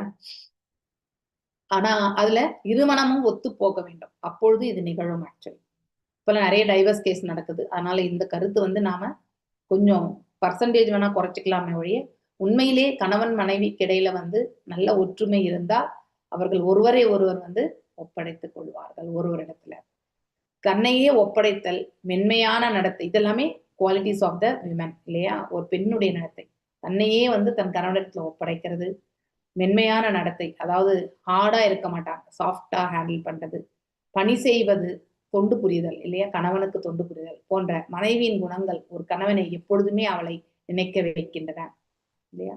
அதுதான் நம்பிக்கை, ட்ரஸ்ட். கணவன் மனைவிக்கு இடையில வந்து ரொம்ப ரொம்ப முக்கியம் வந்து நட்பு இல்லையா, அதாவது நம்பிக்கை. அந்த நம்பிக்கை இழந்து விட்டால் அதுக்கப்புறம் அந்த குடும்ப வாழ்க்கை வந்து சிதறிவிடும். இதை அவள் எப்பொழுதும் அவளையே நினைக்க வைக்கின்றன. ஸோ அதனால் அந்த கணவன் மரணிக்கும் பொழுது தன்னுடைய மனைவியை எண்ணுகிறான். இல்லற வாழ்க்கையினை பொறுத்த மட்டில் ஒரு கணவன் தன் மனைவியிடம் அதிக பற்று வைத்திருப்பது நன்றே ஆகும் இல்லையா. ஸோ இல்லற வாழ்க்கையில இருக்கும் பொழுது எஸ், மனைவி இடத்துல கணவனும் கணவன் இடத்துல மனைவியும் அதிகமான பற்றுதல் வைத்தது என்பது, அதாவது அன்பு கொள்வது என்பது நல்லதான். ஆனால் ஆன்மீக முன்னேற்றத்துக்கு அது நன்மை ஆகாது இல்லையா. இல்லற பௌதிகத்துக்கு அது நன்மைதான், we can have a good understanding இல்லையா, இருவரும் ஒன்று சேர்ந்து செயல்படும் விதம் எல்லாமே நல்லதுதான். ஆனா அது பௌதிக தளம். ஆன்மீக தளத்துல இந்த பற்று வந்து நம்மள வந்து டிட்டாச்மெண்ட் மோடுக்கு எடுத்து செல்லவே செல்லாது. ஒரு குறுகிய வட்ட பாதையிலேயே நம்முடைய கருத்துக்கள் எல்லாமே வந்து அதிலேயே வந்து நின்றுவிடும். ஒரு வைடான, அதாவது பாத்தீங்கன்னா ஒரு பெருந்தன்மையான மனதை கொண்டு இந்த பிரபஞ்சத்தையே தன் குடும்பமாக நினைக்கக்கூடிய அத்தகைய ஒரு மனப்பக்குவம் நமக்கு வரவே வராது இல்லையா. ஒரு கணவனும் மனைவியும் இணைந்து கிருஷ்ண உணர்வில் பற்றுடையவர்களாக இருந்தார்கள் என்றால் அப்போ அவங்க 2 பேருமே டிட்டாச் மோட்ல ஆகிறதுக்கான செயல்பாடு. அங்கே அன்பு இருக்கும், ஆனா எதிர்பார்ப்புகள் இருக்காது, ஏக்கங்கள் இருக்காது. இது எல்லாமே அவங்க தவிர்த்திருப்பாங்க. ஸோ அவர்கள் வாழ்வின் மையமாக திகழ்கிறது. மாறாக கணவன் தன் மனைவி மீது அதிக பற்றுடையவனாக இருந்தால் அவன் மறுபிறவில் பெண்ணாக பிறப்பான். அதுபோல் ஒரு பெண்ணும் தன் கணவன் மீது அதிக பற்றுடையவனாக இருந்தான் என்றால் அவள் மறுபிறவில் ஆணாக பிறப்பாள். பெண் ஆணாக பிறக்கிறதுல வந்து பெண்ணுக்கு லாபம். ஏன்னா சுலபத்துல வந்து பற்றற்ற நிலையில செல்வதற்கான வாய்ப்பு வந்து ஆண்களுக்கு வந்து அதிகமான வாய்ப்பு உண்டு. ஆனா அதே பெண்களுக்கு வந்து மேலும் வந்து அந்த குடும்ப பந்தத்துல நாம இணைத்து கொள்ள வேண்டிய அந்த மார்க்கம் மட்டும்தான் உண்டு. ஆனால் அதனால அது வந்து பெண்ணுக்கு தான் நன்மை, ஆணுக்கு வந்து நன்மை கிடையாது. ஓகே. பிரபோதயதி மா விக்ஞம் யுக்ஷிதே சோககர்ஷிதா வர்த்மை தத் கிருஹமேதியாம் வீரசூர் அபிநேஷ்யதி. அதாவது மன்னர் புரஞ்சனர் இன்னும் சிந்திக்கிறார். அவர் இன்னும் உடலை விட்ட போகல. இதெல்லாம் யோசனைகள். இனிமே அவர் தயாரா தான் ஆகணும். Will be pushed out of the body இல்லையா? ஆனாலும் அந்த கடைசி தருணங்கள்ல என்னெல்லாம் நினைக்கிறாருன்றத இந்த இடத்துல எடுத்துரைக்கப்பட்டிருக்கு. தான் குழப்ப நிலையில் தவிக்கும் பொழுது அவளே நல்ல அறிவுரைகளை கூறி நம்மளை வந்து அதாவது கூறி தன்னை ஆற்றுப்படுத்துவா, அதாவது ஆசுவாசப்படுத்துறது இல்லையா, சமாதானப்படுத்துறது. சோ நல்ல அறிவுரைகள். நான் வெளியே சென்றால் தன் பிரிவை நினைத்து கவலைப்படுவாள் இல்லையா? நம்ம வெளியூருக்கு கணவன் சென்றிருந்தால் அவர் மீண்டும் வர வரைக்கும் நம்ம கொஞ்சம் டென்ஷன் இருக்கும் இல்லையா? அதுதான் இந்த இடத்துல சொல்லப்பட்டது. நான் நல்லபடியா போயிட்டு வரணுமே அப்படிங்கிற ஆதங்கம். என்னத்தான் அவள் சிறந்த வீரர்களுக்கு அன்னையாக இருந்த போதிலும் குடும்ப பொறுப்புகளை அவளால் எப்படி சமாளிக்க முடியும் என்று மன்னர் வந்து மிகவும் வருந்துகிறார். யாரு? புரஞ்சனர். சோ மதிக்கும் வேளையில் மன்னர் புரஞ்சனர் தன் மனைவியை பற்றி நினைத்தார். இப்ப 4-5 ஸ்லோகமே அதுதான் இல்லையா? இதுவே மாசுற்ற உணர்வு, அதாவது களங்கமான உணர்வு என்று சொல்லப்படுகிறது. மரணிக்கும் தருவாயில நாம அந்த முகுந்தனை தான் எண்ண வேண்டும். வேற எல்லாம் அவர் பார்த்துப்பார் என்ற நம்பிக்கை வைத்து ஒவ்வொன்றும் தனித்தனியா நம்ம வந்து பிரார்த்திக்க வேண்டிய அவசியம் கிடையாது.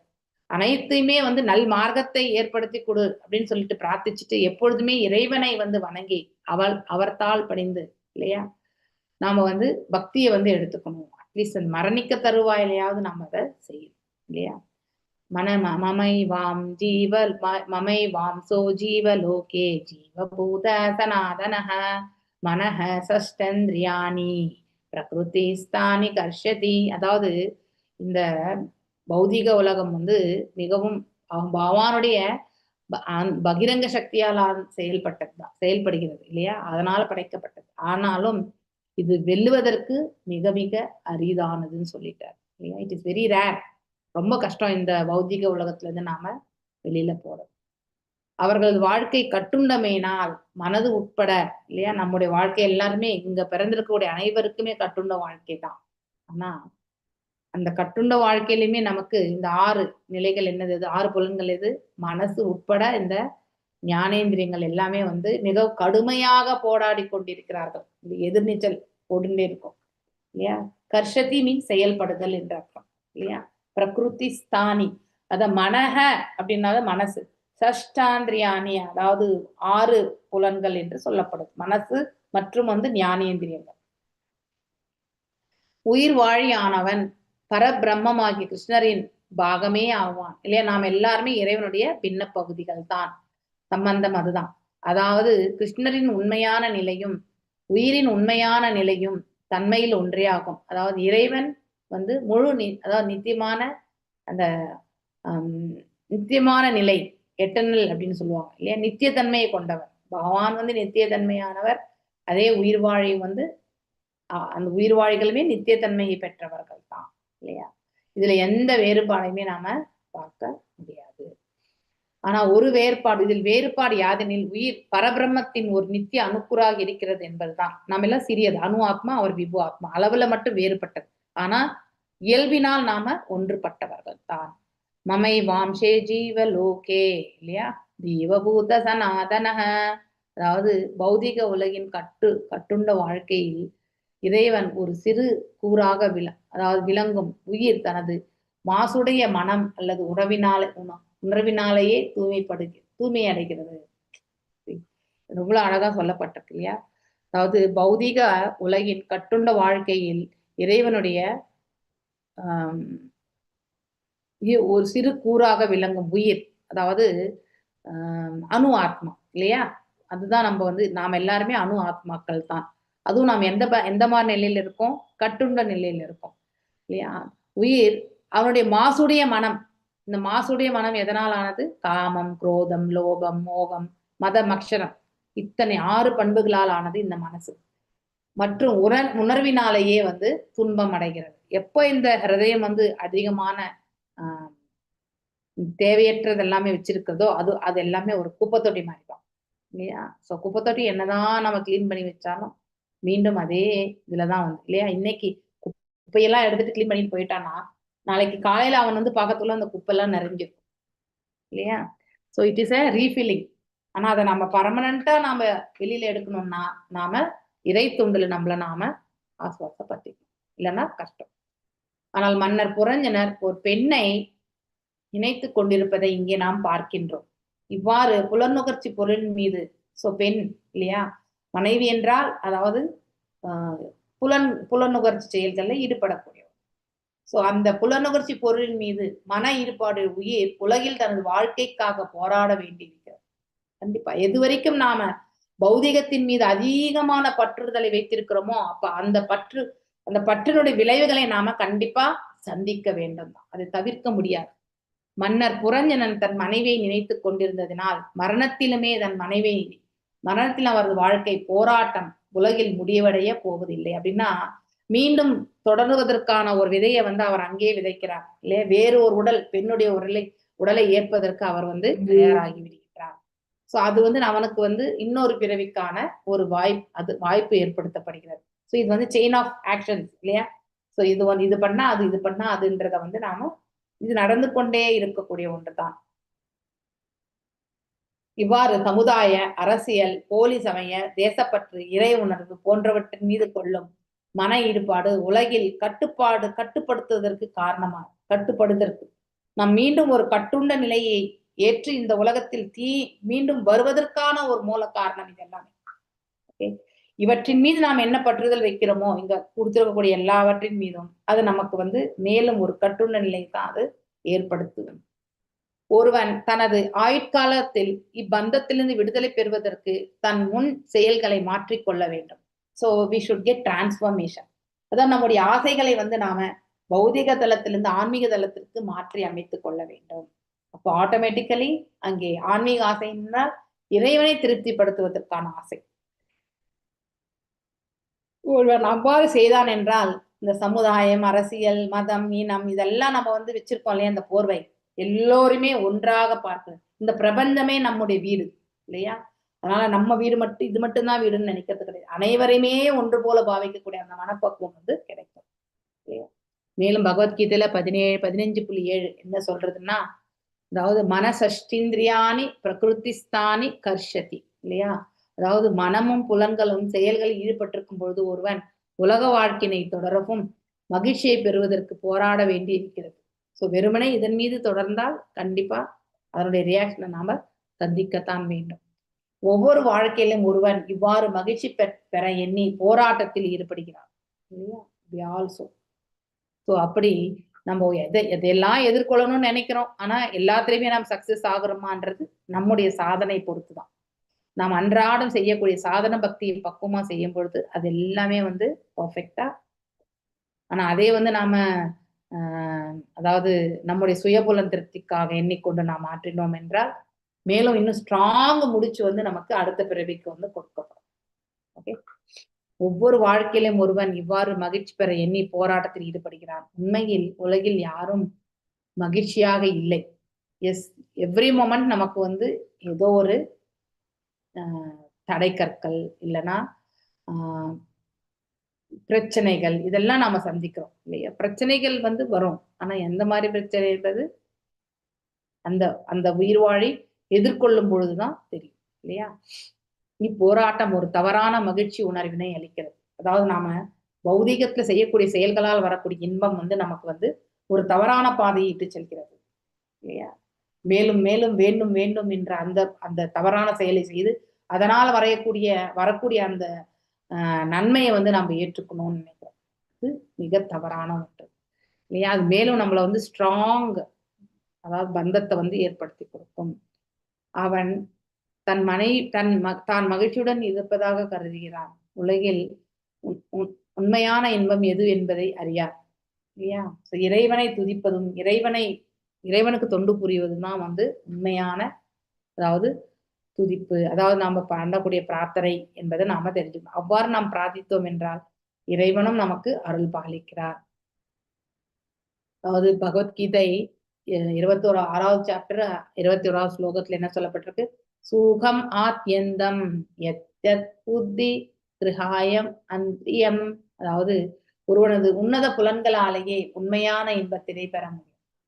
அப்போ உண்மையான புலன்கள், அதாவது பாத்தீங்கன்னா புலன்களுடைய செயல்கள் வந்து பாத்தீங்கன்னாக்கா மனசனுடைய எண்ண ஓட்டத்தை பொறுத்து இல்லையா. மனசு எங்கிருந்து வந்து எடுத்துக்குது, இந்த ஜீவன் என்ன சொல்றதோ அதை வந்து செய்யணும்ன்றது வந்து எடுத்துக்கும் போது அது அப்படியே வந்து ஹிருதயத்தில் இருக்கக்கூடிய அந்த மனசுக்கு டிரான்ஸ்ஃபார்ம் ஆகுது இல்லையா. ஸோ அந்த மாதிரி அது நல்லதா இருந்தாலும் சரி தீயதா இருந்தாலும் சரி அதை அவன் அனுபவித்துத்தான் ஆக வேண்டும். மேலும் ஒருவன் கிருஷ்ண உணர்வு பெற்று தன் புலன்களை இறைப்பயணியில் செலுத்தப்பட வேண்டும். இதுதான் நமக்கு ஆச்சாரியா கொடுத்திருக்கக்கூடிய அட்வைஸ். Very important point. நாம் எண்ணிலை ஆயினும் நாம தொண்டு என்பது கண்டிப்பா புரியணும் இல்லையா. Without doing the devotional service நாம எதையுமே அச்சீவ் பண்ண முடியாது. பிறகு உண்மையும் இன்பமும் விடுதலையும் தானேயாகவே கிடைக்கப்பெறும். ரொம்ப அழகா சொல்லியிருக்காங்க பகவத்கீதையில 15.8 அடுத்த ஸ்லோகம் கூட. ஷரீரம் யத் அவாப்னோதி யச்சாபி கிரமாதீஸ்வர கிரஹத் வைதானி சம்யாதி வாயுர் கந்தான் இவாப்ஷயாத் இல்லையா. காற்று வந்து எந்த இடத்துல அடிச்சு செல்கிறதோ, வாயுர் கந்தான், கந்தான் என்றால் வாசனை இல்லையா. மேலும் வந்து வாயு காத்து எந்த இடத்துல பலமா அடிக்குதோ அந்த இடத்துல வந்து ஒரு பூந்தோட்டமா இருந்தா அந்த நறுமத்தையுமே அது எடுத்து செல்லும். அதே வந்து ஒரு துர்நாற்றம் இருக்கக்கூடியதா வந்து கடந்து செல்லும் போது அதையுமே அது எடுத்து செல்லும். அது போன்றதுதான். சோ காற்று எவ்வாறு நறுமணத்தை சுமந்து செல்கிறதோ அது போல உலகில் உள்ள உயிர் வாழியின் வேறுபாடுடைய கருத்துக்களினால் ஓர் உடலிலிருந்து மற்றொரு உடலுக்கு சுமந்து செல்லப்படுகிறான். ரொம்ப ரொம்ப முக்கியம். ஸோ ரோஜா செடியுடைய தோட்டத்துல போய் அது பக்கத்துல காத்து வீசினா எப்படி இருக்கும், அந்த ரோஜாவுடைய நறுமணத்தை மட்டும்தான் நாம சுகிக்க முடியும். அதே மாதிரி ஒரு துர்நாற்றத்தின் பக்கம் போனா அந்த துர்நாற்றத்தை நமக்கு தேவையில்லைன்னாலும் அதை நமக்கு அதுவும் நம்மள வந்து சேரும் இல்லையா. ஸோ அதனால நம்ம எதை நம்ம செலக்ட் பண்ணணுன்றது ரொம்ப ரொம்ப முக்கியம். அதுபோல் மனைவி, அதுபோல் மன்னர் புரஞ்சனர் தான் என்னும் உயிர் தனது உயிர்காற்றையார் மனைவி என்னும் பெண்ணை கடந்து செல்கிறது இல்லையா. மனைவியே நினைச்சுட்டு அவர் அந்த பிராணனை விடுறார். எனவே அவரது தனது அடுத்த பிறவில் ஒரு பெண்ணின் உடலை ஏற்றுக்கொள்ள வேண்டியதாகிறது. ஸோ இதை விட வேற எந்த ஸ்ட்ராங் ப்ரூஃப் வந்து தேவையில்லை. ஸோ அதனால நாம பெண்ணாக பிறக்கிறதும் ஆணாக பிறக்கிறதுமே நம்முடைய முந்தைய பிறவினுடைய கர்ம பலன்கள் அப்படிங்கிறத வந்து நாம தெரிஞ்சுக்கணும். வித் திஸ் நான் இன்னைக்கான செஷனை நிறைவு செய்கிறேன். வாஞ்ச கல்பதாருபியஷ்ட கிருபா சிந்துபியவச்ச பதீதானாம் பாவனேபிய வைஷ்ணவேபியோ நமோ நமः. அனந்த கோட்டி வைஷ்ணவ பிருந்தகி ஜெய். நாமாச்சாரிய ஹரிதாஸ் தாகூர் கி ஜெய். ஹரே கிருஷ்ண கிருஷ்ண கிருஷ்ண ஹரே ஹரே, ஹரே ராம் ராம் ராம் ஹரே ஹரே. ஸோ யாரெல்லாம் வந்து யாத்திரைக்கு புக் பண்றீங்களோ தயவு செஞ்சு டெம்பிள்ல கொடுத்துருக்கக்கூடிய ரெஜிஸ்ட்ரேஷன் லிங்க் எல்லா குரூப்ஸ்லையுமே போட்டுட்டு இருக்காங்க. அதை டிரான்ஸ்ஃபர் பண்ணிட்டு வந்து நீங்க மணிமேகலை மாதாஜிக்கோ இல்ல மோகன்தாஸ் பிரபுஜிக்கோ கொடுங்க. So they will add you இந்த யாத்ரா தமிழ் யாத்ரா டீம்ல ஆட் பண்ணுவாங்க. ஸோ அந்த ஸ்கிரீன்ஷாட்டும் நீங்க அந்த மொபைல் அந்த ஒரு டீம்லயே நீங்க போட்டுவிடுங்க. வேற யாருக்கும் நீங்க ஷேர் பண்ண வேண்டிய அவசியம் கிடையாது. ஓகே, ஸோ தட் அங்கிருந்து நாங்க எடுத்துக்கோம்.